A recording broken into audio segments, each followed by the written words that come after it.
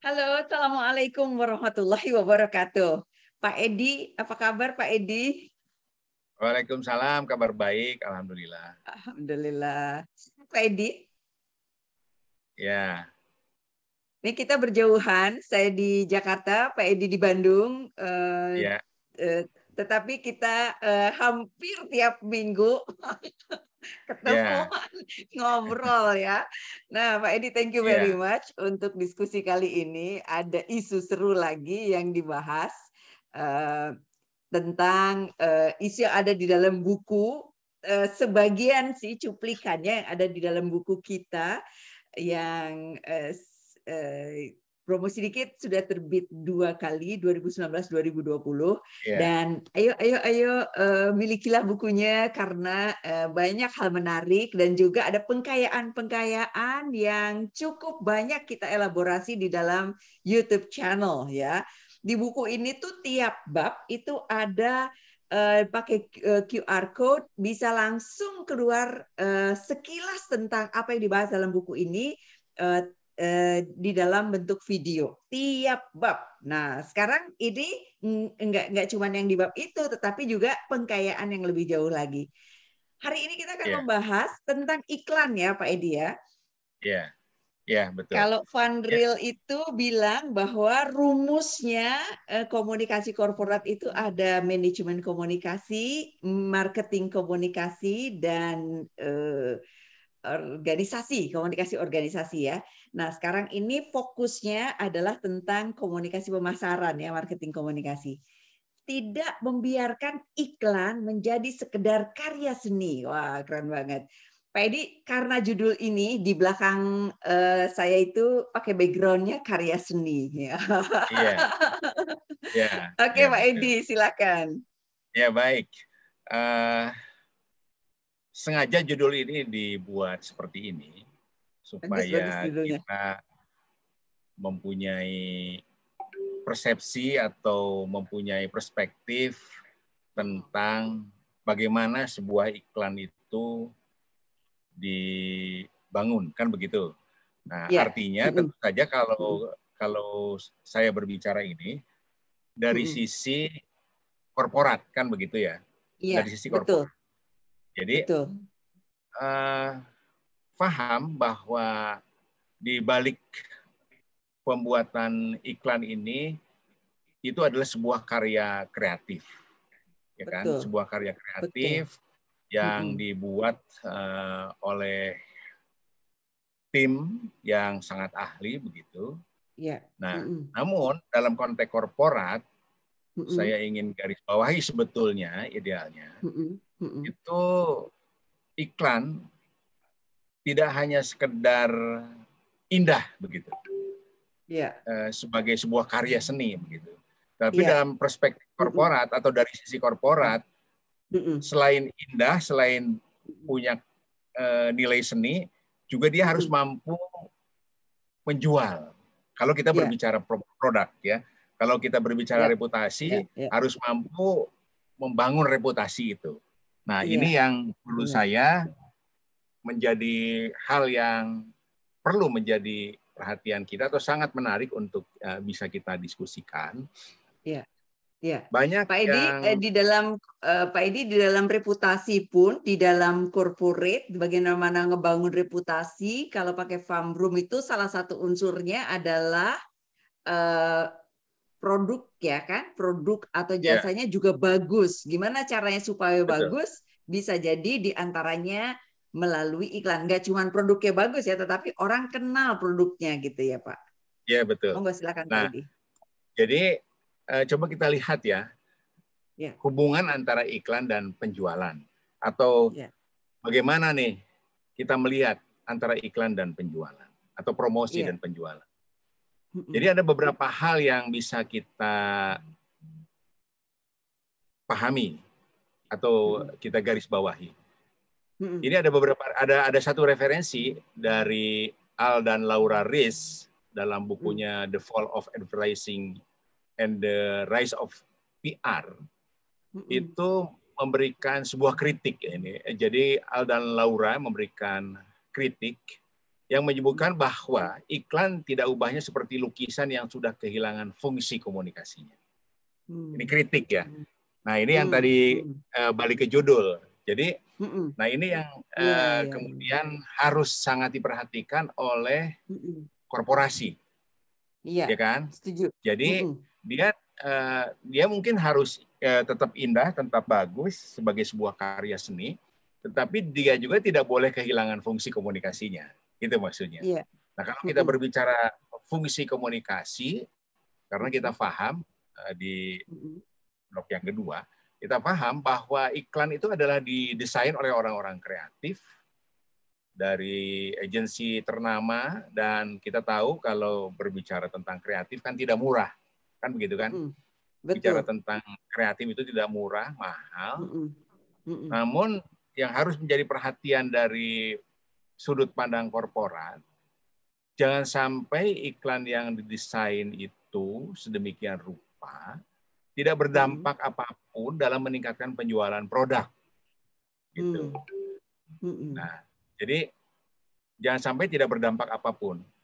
Jadi mungkin sebagai sebuah karya seni dia memang sebuah karya kreatif begitu, tetapi dari sisi orang yang mengiklankan atau dari sisi korporat yang mengiklankan itu harus ada diskusi kritis bagaimana supaya iklan yang dibuat itu dengan karya seni yang bagus yang tinggi tadi juga mampu mendorong publik untuk bisa membeli produk itu. Itu ya. Itu kalau kita lihat sisi yang kedua. Kemudian kita lihat sisi yang ketiga, banyak juga pendapat bahwa tidak fair gitu. Jika mengaitkan iklan dengan penjualan. Ada yang berpendapat seperti itu. Karena iklan lebih bertujuan untuk menciptakan pengetahuan atau kognitif orang terhadap produk. Tapi ya kembali ya, kalau sudut pandang korporat, kita tidak menginginkan seperti itu, kan begitu. Jadi kalau saya sebagai CEO sebuah korporasi, ya kalau beriklan ya harus memberikan dampak penjualan terhadap produk yang diiklankan, kan begitu. Karena kan belanja iklan itu bisa dilihat sebagai sebuah investasi. Nah, kalau berbicara sebuah investasi kan dia harus balik, kan begitu. Betul. Balik dalam konteks penjualan produk, ya. Nah, sudut pandang yang lain, yang keempat gitu, memang diperlukan adanya strategi yang tepat sehingga iklan tidak hanya mampu berperan sebagai pengenal produk saja. Ada strategi yang tepat, bukan hanya pengenal produk saja atau kognitif tadi, tapi juga harus mendorong orang atau publik untuk memiliki produk itu. Nah, ini adalah sequence atau beberapa hal kita berbicara tentang iklan dan penjualan. Jadi kalau kita lihat, Al dan Laura Riz mengkritisi juga bahwa iklan itu tidak ubahnya seperti lukisan yang sudah kehilangan fungsi komunikasinya. Nah, ini yang kemudian harus bisa dibangun, dijawab, bahwa keduanya harus saling melengkapi, kan begitu. Harus saling melengkapi, indah, tetapi juga fungsi komunikasinya atau sasarannya tepat, sehingga produk itu bisa difahami, diketahui oleh publik, dan kemudian dia bisa menjual atau dia bisa membeli. Pak Edi, penjelasan lagi itu dari bukunya Al and Laura tentang The Rise of PR, The Fall of Advertising and the Rise of PR, itu arahnya dia sebenarnya mau nyebut apa? Kan kalau bahwa iklan itu tidak sudah kehilangan fungsi komunikasinya, itu berarti dia ya kritik tadi begitu. Terus kalau arahnya dia mau bilang itu maksudnya kemana dia? Artinya secara begini, spesifik terkait dengan buku ini. Ya, jadi dengan buku begini. ini. Dia tidak kalau kita berbicara tentang korporat ya. Jadi memang sebuah produk atau sebuah promosi itu tidak hanya cukup dengan iklan, kan begitu kan? Iya. Tetapi juga harus diimbangi, diikuti dengan kegiatan-kegiatan yang sifatnya reputasi atau pembangunan reputasi atau PR lah begitu ya. PR itu kan lebih kepada pembangunan reputasi korporat. Atau dia lebih banyak harus juga diimbangi dengan di balik layar produk itu. Iya. Ya kan, di balik layar produk itu misalnya melihat bagaimana produk itu dibuat, lalu bagaimana pengelolaan limbah produk itu supaya dia tetap tidak mengganggu, mencemari lingkungan, kan begitu. Berapa orang yang bekerja, kemudian produk ini diekspor kemana saja, kan begitu. Kemudian berapa persen menguasai market share misalnya, ya kan? Suasana kerjanya gimana gitu ya, Pak Edi? Ya, jadi bagaimana juga mereka sebuah perusahaan ini memberikan perhatian terhadap lingkungannya supaya lingkungan yang ada di sekitar pabriknya itu juga itu ikut merasakan manfaat, kan begitu. Nah, itu perspektif PR-nya harus dilakukan bersama-sama. Tidak semata-mata hanya beriklan, tapi di balik layarnya atau hal yang perlu diketahui oleh masyarakat apa yang diperbuat tidak dilakukan. Jadi makanya di sini menurut saya Al dan Laura bagus ya. Bagus dengan catatan ini. Nanti kita akan bisa lihat ya elaborasi lagi berikutnya. Iya Pak Edi. Jadi Pak Edi, kalau saya bisa simpulkan sementara ini adalah bahwa Pak Edi ingin mengingatkan bahwa kalau jadi seorang praktisi PR, praktisi komunikasi di perusahaan itu harus memahami dengan cermat bahwa iklannya itu atau memilih agensi atau memproduksi iklannya itu juga harus memiliki dampak yang besar gitu ya terhadap penjualan juga gitu ya, tidak hanya cakep doang gitu ya, tidak hanya seni doang gitu ya. Iya betul. Silakan Pak Edi. Oke, nah ini tentang evaluasi karena tadi saya sampaikan sebetulnya kalau kita berbicara tentang komunikasi pemasaran atau marketing communication atau iklan gitu, itu kan mahal sekali belanja iklan itu, mahal sekali. Jadi kalau korporat besar itu kan bisa ratusan miliar, bahkan mungkin triliun ya, perusahaan-perusahaan multinasional yang besar, terutama beberapa tahun yang lalu ya. Sekarang mungkin bisa lebih efisien karena ada media sosial. Mungkin kalau media sosial menjadi lebih efisien atau tidak terlalu mahal. Nah, sehingga kalau ini pendekatannya itu adalah berapa belanja yang dilakukan, maka harus ada hitungannya nih. Karena ini dalam tanda petik kan kalau belanja iklan itu kan investasi ya. Jadi mungkin kalau kita lihat tiap hari atau tiap saat ketika menonton televisi, itu tidak henti-hentinya juga iklan itu di setiap di setiap program dari program-program atau acara-acara di televisi, apalagi kalau yang sifatnya prime time, itu baru berjalan beberapa menit saja, iklannya bisa lebih panjang dari atau sama panjang dengan jeda ceritanya begitu atau acaranya. Nah, ini ada sebuah rumusan tentang formula rasio iklan terhadap penjualan. Nah, tadi saya bilang kalau kita kaitkan dengan pendapat yang di halaman depan tadi bahwa tidak hanya sebagai karya seni, tapi bagaimana ini supaya bisa juga menjual atau orang berminat atau tertarik untuk membeli produk itu. Nah, ini formula rasio iklan terhadap penjualan ini ada rumusannya. Jadi ASR sama dengan IA dan ST. Jadi ASR itu adalah rasio penjualan iklan terhadap penjualan. IA itu adalah total pengeluaran iklan, dan ST adalah total penjualan selama periode tertentu. Nah, kalau kita lihat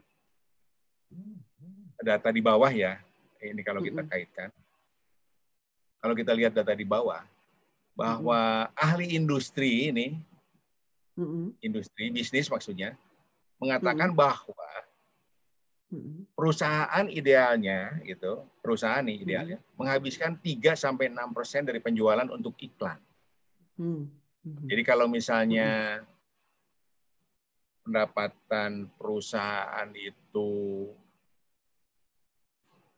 100 triliun begitu ya. 100 triliun. Itu ya 3-6% itu untuk iklan, memang ada alokasinya ini referensinya. Jadi dari 3-6% itu atau 3 sampai dengan 6% itu kira-kira dialokasikan untuk jasa komunikasi 4,90%, untuk hiburan 6,20%. Ini kadang-kadang rokok juga mengalokasikan 1-20%, komputer peralatan kantor 1%. Kemudian perhiasan aksesoris 9,70%. Nah, yang menarik ini ada data yang sebelah kanan. Ini radio ya, Pak? Ini radio, Pak? Ini source-nya Radio Advertising Bureau. Iya, betul. Ini artinya Bapak mau bilang bahwa hasil penelitian ini terkait dengan iklan di radio atau iklan secara keseluruhan di media apa saja? Ini iklan secara keseluruhan. Ya, iklan secara keseluruhan. Ini kan ini kan alokasi aja, alokasi yang ini. Ya. Ini ya. Nah, tapi yang lebih real ini yang menarik Unilever ya. Ini Unilever Worldwide ya. Unilever Worldwide. Pada tahun 2020 ini worldwide ya, bukan Indonesia ya. Dari laporan tahunan mereka itu menghabiskan 7,091 euro million untuk brand dan marketing investment. Jadi pendapatan yang dihasilkan itu adalah 50,724 euro million. Ya. Jadi kalau dilihat 13 tadi kan 3 sampai kalau dilihat 3-6%. Tapi ASR untuk Unilever ini itu adalah 13, hampir 14%. Jadi artinya Unilever membelanjakan 14% untuk mendapatkan penjualan 50 million euro. Kan 50.000 million euro. 50 euro. 50 million, fast moving. 50.000 euro million. Ya. Jadi besar sekali. Dan kalau kita lihat di Indonesia begitu, kalau kita lihat di Indonesia, kan tidak ada di acara televisi yang tidak ada iklan produk Unilever. Itu kan dari mulai sampo atau sabun mandi atau apapun begitu. Itu membuktikan dari data ini ya, membuktikan bahwa ada hubungan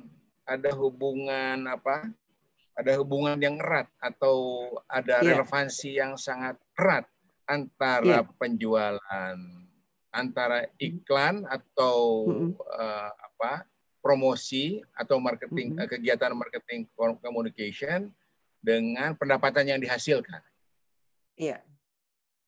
Jadi ini adalah real ya, ini adalah real. Jadi karena Unilever kan TBK ya, jadi kita bisa lihat di laporan tahunan. Betul, terutama untuk produk-produk fast moving consumer goods ya Pak ya. Ya, fast moving consumer goods mereka kan di seluruh dunia. Betul. Mungkin market share-nya paling besar ya di seluruh dunia. Dan kalau kita lihat Indonesia, kalau Bu Mona menonton televisi atau channel apa saja, itu tidak ada produk-produk Unilever. Iya. Jadi luar biasa, Betul. belanjanya luar biasa. Tapi memang terbukti dengan pendapatan mereka juga tumbuh signifikan meskipun belanja mereka hampir 14%. Iya. Ya kan? Iya. Worldwide ya. Worldwide. Iya. Kita Pak Edi, dapatnya worldwide. Pak Ya, Edi mau global bertanya ya. Pak Edi. Ini adalah Unilever global ya. Unilever global ya, ya oke. Ya. Ini di sini argumen dari yang sebelah kiri Radio Advertising Bureau itu 3,6%. Sementara dia menghabiskan 14%. Ini artinya perusahaan ini berani banget mengeluarkan ini dengan produknya dia supaya dia unggul di pasaran, atau ada kenapa kok jadi dia setinggi itu begitu? Apakah karena hasilnya tadi tuh sesuai dengan judul nih. Jadi dia harus lebih banyak nih karena mainannya kayak lukisan gitu. Sekedar Iya. karya seni. Jadi artinya saya kira ini Unilever kan perusahaan global ya. Jadi ya. Saya pikir iklan-iklan Unilever yang FMCG itu kan langsung menjual memang. Iya. Langsung menjual. Jadi itu langsung menjual. Jadi misalnya sampo gitu, ya langsunglah menjual sampo. Misalnya sabun, ya langsunglah menjual sabun. Jadi memang hard shell gitu. Kalau yang FMCG ini bisa dikatakan hard shell. Jadi dia beriklan memang langsung menjual gitu. Jadi langsung misalnya menjual, bahkan harga apa istilahnya sasetnya itu ada juga yang dicantumkan berapa ratus perak, 1.000 atau berapa saya nggak tahu. Jadi itu memang hard shell. Saya pikir itu langkah langkah strategis yang mereka tetapkan kalau kita melihat ya, langkah strategis yang mereka tetapkan. Karena kalau misalnya kan begini, karena kalau misalnya mereka tidak melakukan promosi secara intensif, itu mungkin penjualannya bisa turun. Betul, betul. Nah, jadi ini bukan cuma ngingetin, bukan cuma ngasih tahu kognitif ya, tetapi ngingetin kami ada loh, ayo ya, jangan lupa ya beli. Iya. Jadi kan ciri khas iklan itu memang kan berulang-ulang. Iya, berulang-ulang. Jadi kalau misalnya kita menonton televisi, menonton sebuah acara begitu di televisi, apa sinetron atau apalah begitu, ketika sinetron itu jedah ke iklan, kita bisa memindahkan channel itu kan. Iya, iya, iya. Tapi di channel yang berikutnya bisa jadi iklan ini juga muncul lagi, kan begitu. Jadi intinya adalah pemirsa atau publik mau tidak mau dia akan melihat iklan itu meskipun mungkin tidak selesai, kan begitu. Iya, Pak Edi, misalnya kita pergi, Pak Edi, misalnya kita pergi ke toko ya, terus kita mau beli produk misalnya gitu ya, mau beli produk sampo misalnya gitu ya, yang akan kita beli adalah sesuatu yang kita pernah dikasih tahu gitu ya kan, yaitu sesuatu yang kita pernah lihat. Kalau kita misalnya ngelihat ada produk A dan produk B, produk A udah pernah diiklankan ya, atau kita pernah ngelihat nih, atau ada recommended misalnya word of mouth dari orang lain bilang ini bagus nih, kita mau. Tapi kalau nggak pernah diiklankan atau nggak pernah ada yang ngasih tahu dan lain sebagainya gitu ya, kita kayaknya ragu-ragu juga gitu. Meskipun yang dikasih tahu melalui iklan tersebut belum tentu lebih baik daripada yang B tadi yang nggak pernah diiklankan, iya kan? Ya, jadi referensi orang untuk membeli itu banyak dipengaruhi oleh sesuatu yang diiklankan, begitu ya Pak Edi? Iya, sesuatu yang diiklankan. Makanya menjadi mahal iklan itu. Ya. Karena dia terus berulang-ulang begitu. Jadi kalau sebuah produk baru atau sebuah produk yang lama sekalipun, ketika penjualannya mau ditingkatkan, dia mempromosikan produknya itu akan terus tinggi sekali begitu, dan pasti akan memilih kalau di televisi ya, pasti akan memilih jam tayang yang menjadi favorit, atau dalam konteks advertising agency memberikannya sebuah nama prime time gitu. Iya.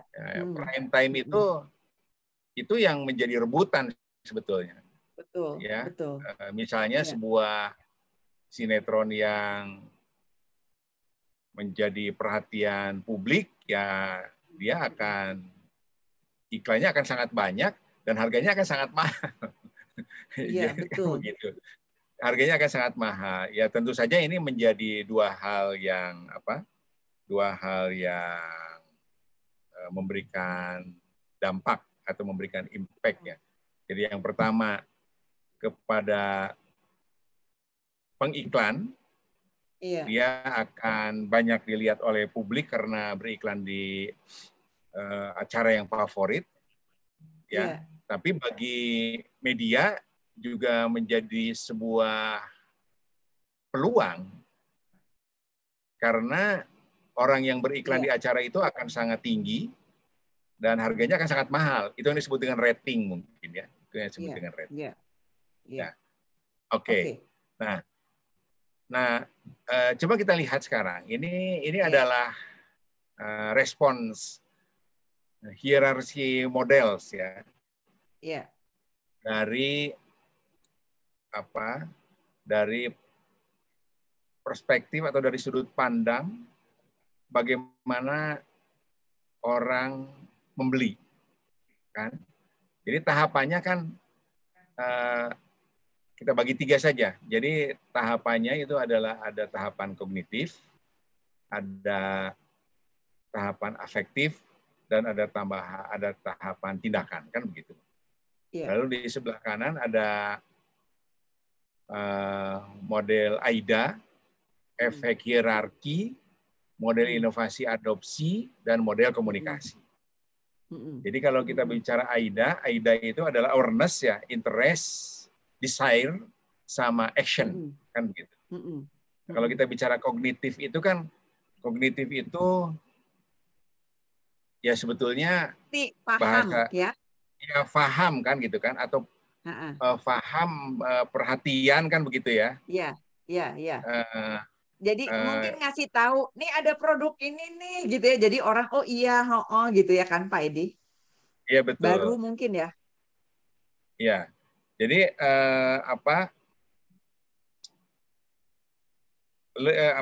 kognitif itu kan mentality kira-kira ya begitu ya. Iya. Kira-kira mentality itu kan ada spirit dan sebagainya, kira-kira begitulah.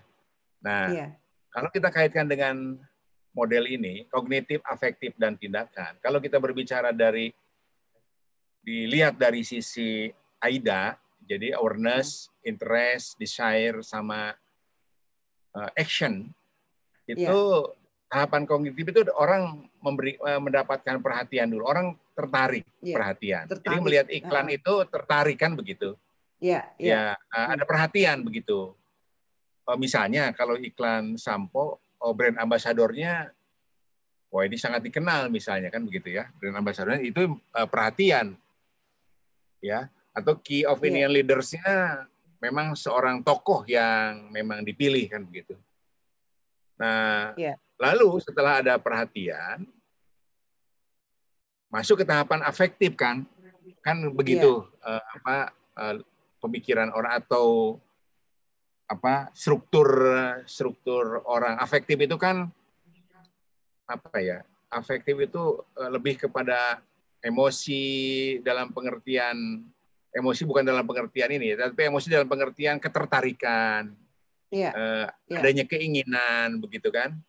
Nah, setelah itu, setelah tertarik, setelah muncul keinginan, maka muncul tindakan untuk mengambil tindakan. Misalnya mengambil tindakan ini kalau dalam konteks promosi produk, ya membeli kan begitu.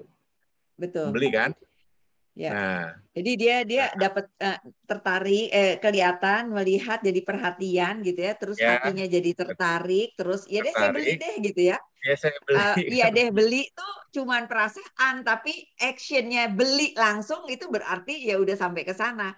Jadi Pak Edi nggak mungkin orang sampai beli langsung tanpa punya ini ya, tahapan ini Iya, ya, asumsi AIDA ini iya, ya. Ya, iya, AIDA ini. Jadi orang perhatian dulu, makanya perlu dikenalkan kan, sebuah produk kan perlu dikenalkan. Kan begitu kan, betul. pendekatan. Makanya ini pendekatan promosi itu kan sebetulnya kalau pendekatan AIDA menurut saya logis juga. Bagaimana Ya, mungkin kita membeli sebuah produk begitu atau produk. sebuah atau suatu kebutuhan, misalnya event Betul. itu adalah kebutuhan rumah tangga, Ya, tapi kita tidak pernah mengetahui, tidak pernah tertarik, tidak pernah ada muncul keinginan, kemudian membeli. Nah, itulah ya, itu manfaat dari promosi atau iklan ya. ya. Nah, Pak kalau kita Edi, lihat, bentar Pak Edi. Pak Edi, ya, bentar. Jadi kalau pakai model AIDA ini banget sama judul tadi Pak Edi. Jangan iya cuman betul, sampai berhenti di atas, ya kan? Harus iya sampai dia beli gitu. harus sampai di karena kan tadi kalau Bu Mona lihat, sebut aja misalnya yang apa Unilever ya. Unilever itu kan Ya, berapa triliun itu dia belanja kan begitu kalau di betul. rupiah. Ya itu kan investasi. Iya, Ya betul. kalau yang namanya investasi kan harus kembali begitu. Makanya kalau kita lihat ya ini best practice saja. Ini Ya, kan studi kasus saja ya, bukan mempromosikan Unilever, tapi studi kasus aja. Kebetulan data yang diperoleh itu makanya kalau tadi saya bilang, kalau produk-produk Unilever pada umumnya itu adalah hard sell gitu, iya, hard sell, jadi betul. menjual. Ya, ada yang korporat, Unilever juga ada yang korporat. Misalnya Mm-mm. Mm-mm. terkait biasanya dikaitkan dengan event hari-hari besar. Mm-mm. Mm-mm. Misalnya hari Mm-mm. besar Mm-mm. apa tuh cuci Lebaran, tangan atau ya, lebaran atau misalnya enggak kalau apa tuh ya. pernah ada juga cuci Cuci tangan tangan pakai atau sabun. apa Ya, cuci tangan ya, pakai sabun itu kan ha. sebetulnya korporat itu Iya, iya. ya kan korporat jadi kira-kira gitu jadi selalu akan ada kaitan antara iklan produk dengan iklan korporat jadi kalau Iya. kalau kalau produk itu hard sell kalau Mm-mm. korporat itu atau corporate ads itu biasanya soft sell. Iya, betul. Misalnya edukasi, kepedulian Iya, terhadap lingkungan, iya, apa kepedulian terhadap pengelolaan limbah iya, dan iya, sebagainya, iya. gitu. Jadi bedanya di Jangan situ. salah juga Pak Edi bahwa Ya, yang tadi kepedulian dan lain sebagainya itu akan membangun reputasi dan membuat orang tuh feel good about company, ya kan Pak Edi? iya betul, Jadi itu juga betul. dua-duanya juga diperlukan. Diperlukan betul sekali. Jadi produk yang baik Hmm. itu akan Hmm. membangun reputasi korporat yang baik, kan Ya, begitu kan? ya, ya, ya, Jadi tindakan korporasi yang baik, misalnya ya. tindakan Mm-mm. korporasi yang baik itu adalah perhatian terhadap limbah diolah dengan baik sehingga tidak mencemari, kan begitu kan? Mm-mm. Kemudian Mm-mm. kepedulian terhadap lingkungan, misalnya membantu masyarakat untuk ya mungkin fasilitas di sebuah kelurahan yang dibantu Ya, dari perusahaan tersebut, misalnya ya kan begitu.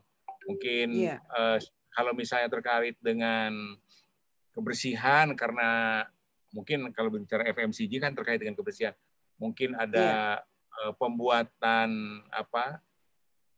sanitasi yang baik begitu betul, disiapkan. betul. Itu kan Mm. korporat ya sebetulnya corporate advertising dan itu Iya, dilakukan kalau kita iya, lihat perusahaan-perusahaan iya, multinasional yang besar ya. iya, iya Oke, Pak Edi. lalu di efek hierarkinya ya tadi betul kita udah sejalan sebetulnya. Jadi Iya, dia ada awareness dulu, tadi kan AIDA awareness begitu. Setelah awareness baru dia akan masuk mengetahui ada pengetahuan. Setelah mengetahui manfaat dan sebagainya dia akan menyukai, memilih, yakin dan membeli begitu. iya, Jadi kita sudah bahas sebetulnya. Lalu di inovasi adopsi, kesadaran, tertarik, evaluasi, percobaan, adopsi. Ya, iya. percobaan itu sebetulnya kalau kita berbicara tindakan itu adalah customer experience. Mm-mm, mm-mm. Jadi kalau Iya, mm, misalnya di customer sebuah experience. acara mungkin yang below the line ya, kalau misalnya Mm, di mall, kalau dulu sebelum pandemi atau beberapa iya, tahun yang lalu kan seringkali ada event yang dilakukan di mall atau di mana, mm, lalu kemudian orang diminta mencoba dan sebagainya begitu. produk-produk kecantikan kadang-kadang juga diminta dicoba dan sebagainya, itu kan sebetulnya customer experience. Iya. Nah, Pak bagaimana Edi, model komunikasi? sekarang apa namanya, cara pengiklanannya itu, kalau terutama pakai media sosial itu udah dengan segala cara yang aneh-aneh, yang juga nggak terbiasa, yang apa, out of the box gitu ya. Iya, betul. Bukan mainstream ya, anti mainstream dia gitu ya. Pokoknya misalnya ada orang yang kalau pakai media media konvensional itu orangnya itu keren begini. Ini mah pokoknya yang aneh, yang shocking gitu ya. Iya, Gimana caranya? Itu pun sebenarnya juga arahnya sebenarnya ini ya kan. iya betul. Tetap Betul. aja meskipun pendekatannya misalnya disesuaikan dengan mediumnya, dengan Iya, medianya ya kan. betul. Tetap aja arahnya Jadi, ke sini, di belakang layar itu ke sini kan gitu. iya betul. Jadi eh, bedanya ya apa? Bedanya itu sekarang medianya lebih banyak karena sekarang kan Ya, ya, media digital kan di mana-mana ya. Jadi ya, mudah sekali. Jadi saya kira prinsipnya sama sebetulnya, ya, cuma ya, ya. media yang Prinsipnya sama betul. dipakai itu menjadi banyak pilihan kan begitu kan. Ya, ya, Memang ya, prinsipnya begini Bu Mona, dari dulu pun sebetulnya ya, dari dulu pun ya, sekiranya kita bisa mengurangi belanja ini tetapi ya. penjualan tetap tinggi, Tetap itu sebetulnya yang diinginkan kan begitu. aku aja Tetapi bagus ya. faktanya itu kalau Ya, yang terutama yang retail ya, faktanya ya, itu memang iklan yang bersifat massal itu masih sangat dibutuhkan ya, ya, gitu. ya, ya, ya, Ya, ya. Setuju, misalnya setuju, setuju. misalnya sekarang ya, kalau Bu Mona lihat, sebut aja misalnya yang gampang apa makanan, minuman, Ya, gitu kan, ya, alat-alat apa sanitasi, ya, kesehatan, ya, apa kebutuhan sehari-hari. Itu ya, kalau Bu Mona lihat, iklannya di ya. televisi masih sangat tinggi. Betul. Masih sangat tinggi. Mm-mm. Jadi Mm-mm. Ya, ya, ya. mereka masih memanfaatkan ini. Kenapa masih sangat tinggi? Karena Mm. share dari media televisi itu sangat sangat luas kan begitu. Ya, ya, Sangat ya, luas. Orang bisa ditembak sekaligus dengan apa? Dengan promosi itu, ya, komunikasi tersebut dan kemudian terus berulang-ulang seperti itu. Lalu ya, penjualannya mungkin bisa dicek. ya, ya. Sementara, Meskipun sekarang pendekatannya pakai cerita ya Pak Edi, gimana iya caranya? betul, Pokoknya apa sajalah gitu. Yang penting iya betul, arahnya betul. Jadi ada yang dengan apa macam-macam lah ya. Sekarang kan macam-macam. eh, apa ada Odading yang Mang Oleh dibanding, tuh Pak Edi. jadi ada yang di apa ada yang di apa atau bundling atau disatukan dengan sebuah acara begitu dia membuat acara Ya, khusus itu kan saya kira itu soal kreatif ya soal ya, ya Pak kreatif Edi. ya oke. Okay. Sama Nah model sama seperti yang komunikasinya kemarin Pak ya Edi, mohon maaf, yang kemarin tuh yang kasus Ronaldo itu juga, aduh shocking banget ya ya betul uh-uh. Itu ya langsung menurunkan penjualannya. ya Coca-Cola ya Coca-Cola Ya, betul Coca-Cola. Pak Edi ini oke masih di sini ya atau next? saya kira bisa ya kita lens karena di sini Ya, dikomunikasikan ini model komunikasinya saya kira dari mulai paparan, penerimaan, respon, sikap, niat dan tindakan. Nah, disinilah mungkin kalau kita mm-mm, sebut di model komunikasi sebentar ya. Ini di mm-mm, sini ditunggunya, di sinilah di model komunikasi ininya perlunya input. Biasanya mm-mm, korporat-korporat yang mm-mm, besar mm-mm, itu mereka mempunyai agenda tahunan yang mereka lakukan adalah yang disebut dengan Customer Satisfaction Index, mm-mm, CSI, Customer mm-mm, Satisfaction Index. Jadi mereka mm-mm, melakukan survei kepada mm-mm, customer atau publik mm-mm, untuk mm-mm, mengetahui mm-mm, respon dari produk-produk yang mereka luncurkan itu seperti apa. Nah, ini rutin itu dilakukan untuk melihat perbaikan-perbaikan ke depan, untuk membuat perbaikan-perbaikan ke depan. Saya kira itu, oke.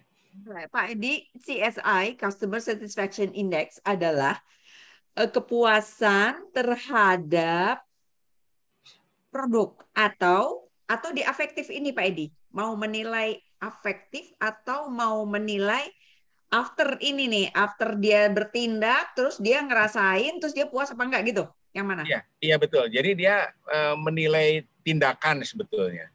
Iya, oke. Di Ya, sini ya. karena di Jadi situ kan setelah ada customer selesai, experience. Ya, jadi semuanya setelah kepuasan. selesai. Jadi ya betul lah. Di situ semuanya sih sebetulnya ada kepuasan, ada apa? Ada perhatian dan juga ada eksekusinya di situ. Semuanya harus di-cover di dalam Iya, CSI itu ya. iya, Ya. iya. Oke. Nggak Oke. cuman feeling ya. Ya, ya ini kembali ya yang tadi sebetulnya sudah kita bahas efisien dalam pengiklanan karena kan belanja iklan itu mahal sekali. Jadi memang harus harus efisien. Efisien itu artinya sasaran yang dituju itu harus tepat gitu. Ya, karena kan kita tahu bahwa kalau kita berbicara iklan itu kan membangun citra perusahaan atau produk karena ingin meningkatkan penjualan. Jadi perusahaan atau produk ya lalu mengaitkan pengeluaran dengan penjualan produk ya masuk akal. Kita udah diskusi tadi ya. Kita iklan itu kan investasi. Ya pendapatannya harus naik juga kan begitu. Ya. Meskipun kita tahu bahwa iklan bukan satu-satunya faktor yang menentukan naik turunnya penjualan karena di dalamnya kan ada kualitas produk dan sebagainya, ya kan? Ya. Nah, bahwasanya sejauh mana dahsyat atau tidak dahsyat, ya tentu saja itu yang dimaksud dengan efisiensi. Jadi survei itu menjadi sangat penting tadi makanya. Jadi survei itu menjadi sangat penting mungkin tadi ya. Mungkin bisa jadi ketika diluncurkan setelah dilakukan evaluasi setahun tahun sebelumnya begitu. Oh, ini ada beberapa produk yang kurang atau kualitasnya kurang atau ininya kurang atau packagingnya juga kadang-kadang dikritisi juga loh packagingnya atau kemasannya begitu. Nah, itu juga penting dari hasil survei itu nanti diperbaiki begitu. Jadi memang komprehensif sekali. Dan semua itu ya? semua jadi multi perspektif multi approach multi approach betul multi approach ya. dan melibatkan seluruh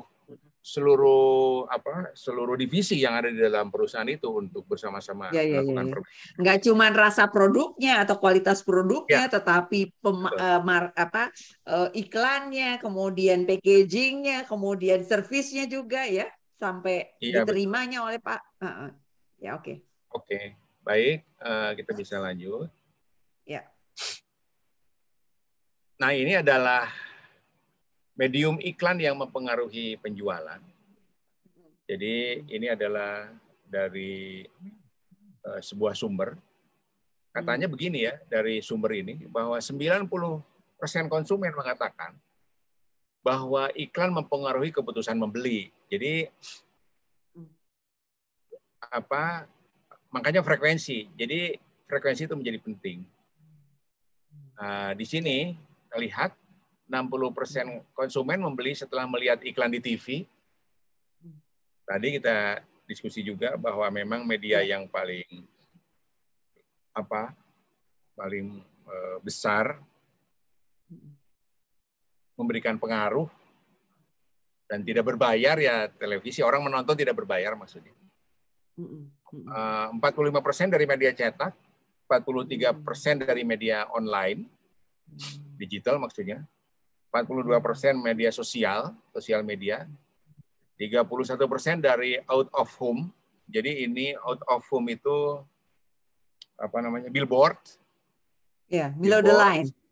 Iya, billboard yang kita lihat di jalan-jalan besar itu. Billboard itu ada yang konvensional dan juga ada yang videotron. Itu sekarang udah mulai geser ke videotron. Dan 30% dari radio atau podcast ya. Ini medium iklan yang mempengaruhi penjualan. Nah, kalau kita lihat di lembar berikut, ini memang ada relevansinya nih. Di lembar berikut bisa kita langsung. Nah, ini belanjanya. Jadi belanjanya itu besar sekali nih.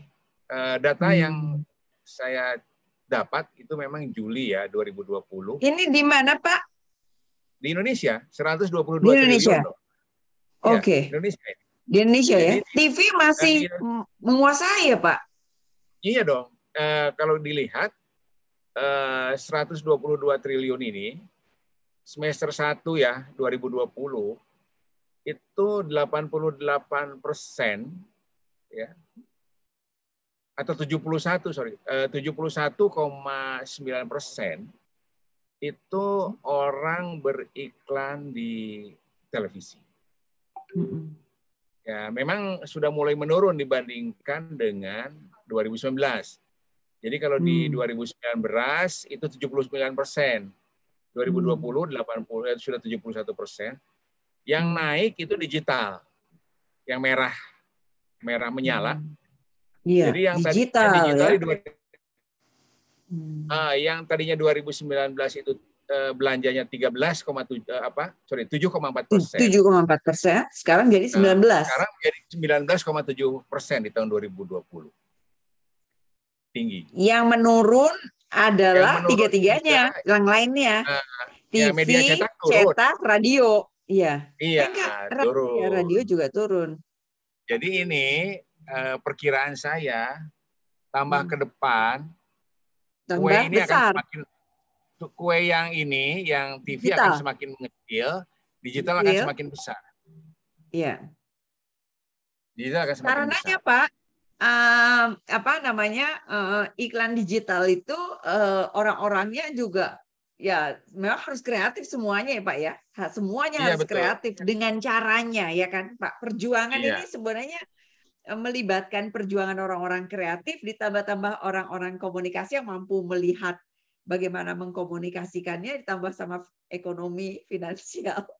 Banyak hal ya. Iya betul.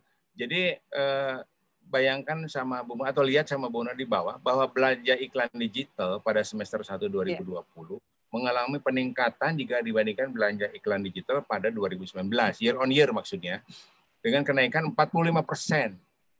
Jadi dari 7,4 ke 19 atau ke 7,5 ke 20 lah gitu kira-kira ya 45%. Jadi tinggi sekali. Nah, televisi mulai turun ini, meskipun belum signifikan ya, belum besar. Tapi saya perkirakan tapi masih menguasai ya, masih menguasai ya Pak. Masih menguasai, kuenya masih menguasai. Ini iklan apa ini Pak? Ini iklan apa ini? Ada spesifik nggak? Ada FMCG atau semua? Keseluruhan? Ya, keseluruhan. Wow. Saya tidak membagikan lagi ininya. Sebetulnya ada. Jadi dari jumlah kue ini itu yang iklan tertinggi itu produk apa ada. Jadi kalau beberapa referensi sih biasanya beberapa data begitu itu biasanya memang FMCG termasuk yang tinggi ya belanjanya fast moving itu termasuk tinggi. Saya kira salah satunya yang paling tinggi belanjanya adalah FMCG. Iya. Ya kebutuhan dasar rumah tangga lah ya begitu ya. Itu yang paling mahal ya paling banyak belanja. Jadi Pak Edi, mohon maaf ini mau ngeliatin aja. Ini kan 181T ya, ini 122T. Barangkali mungkin turun. Karena ada pandemi barangkali ya, ada menurun ya Pak Edi. Iya, bisa jadi ada agak menurun. Pandemi betul berpengaruh ya karena besar sekali kan orang mau tidak mau dalam situasi sulit ini kan mengurangi belanja termasuk belanja iklan. Betul. Turun ini. Oke, saya kira itu ya pastilah ini ada persaingan antar media tentu saja untuk merebut orang belanja iklan. Di dalamnya juga ada digital, semuanya kan sekarang kalau kita berbicara tentang televisi free to air, semuanya sudah punya bisnis digitalnya juga. Jadi mereka sudah siap untuk itu. Iya. pastilah perusahaan atau praktisi komunikasi harus mengembangkan kreativitas yang baru untuk memilih media Betul. yang efektif. Efektif itu Mm-mm. dalam pengertian juga di dalamnya ada efisien, mana yang Betul. lebih efisien supaya belanjanya lebih hemat, tetapi sasarannya tepat, kan begitu. Betul. Mm-mm. Memang televisi sampai sekarang masih yang tertinggi dibandingkan media lain, Mm-mm. tapi Mm-mm. digital pertumbuhannya signifikan sampai Iya. 45% kalau kita year on year, Mm-mm. dan Mm-mm. mungkin saja tidak sampai 5 tahun ke depan Mm-mm. itu digital akan semakin besar dan mungkin Iya. televisi akan mengecil ya kelihatannya. Iya. Saya kira itu Bu Mona Wow. diskusi sore ini. Seru banget Pak Edi, Ya, mencerahkan. Jadi sebagai seorang praktisi komunikasi, kita perlu secara cermat, cerdas, kreatif mempertimbangkan semua itu, terutama yang dari 4 tadi ya, memilih apa, meng-highlight mana yang perlu diangkat dari iklan, kemudian memilih agensi, memilih mediumnya juga, begitu ya Pak Edi ya. Dan melihat ya betul. perkembangan-perkembangan terbaru saat ini. Ya, Oke, terima kasih Pak Edi oke. Terima kasih. untuk sore yang mencerahkan. Sampai ketemu lagi di pertemuan Terima berikutnya kasih. ya. Sehat selalu. Yuk, mari. Assalamualaikum Ya. warahmatullahi wabarakatuh.